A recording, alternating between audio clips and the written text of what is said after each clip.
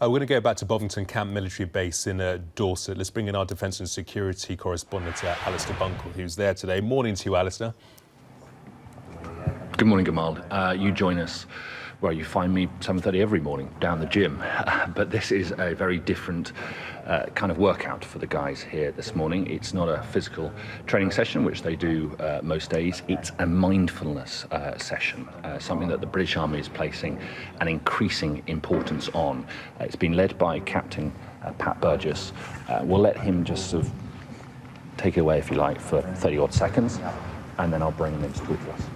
All the focus now to the abdomen.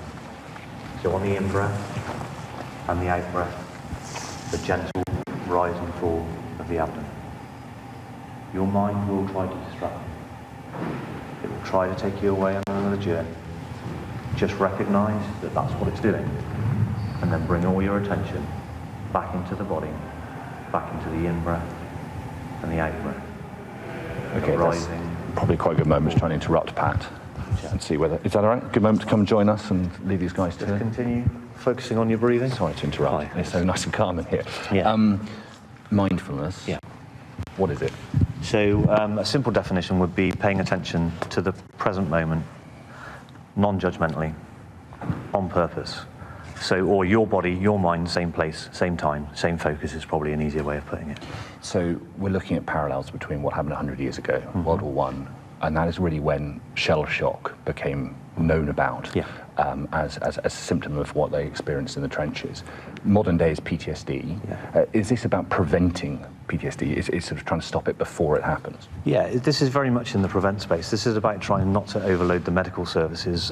We can make ourselves mentally stronger by using things like mindfulness, interventions like mindfulness, because you can focus on what's going on inside your mind, and you can realise what thoughts are helpful and productive and which ones aren't, and then you can sift those out and decide which ones you want to work with. You don't have to listen to your mind every day. It's not always telling you the truth. And you were saying earlier on to the guys, you know, there aren't any whale noises going on here or anything like that. I mean, how do they take it? Are they quite receptive, or do some of them dismiss it as a sort of modern age of namby-pamby stuff? Well, firstly, it's about 3,000 years old, so we can't say that it's from the modern age. Yes, I am, absolutely.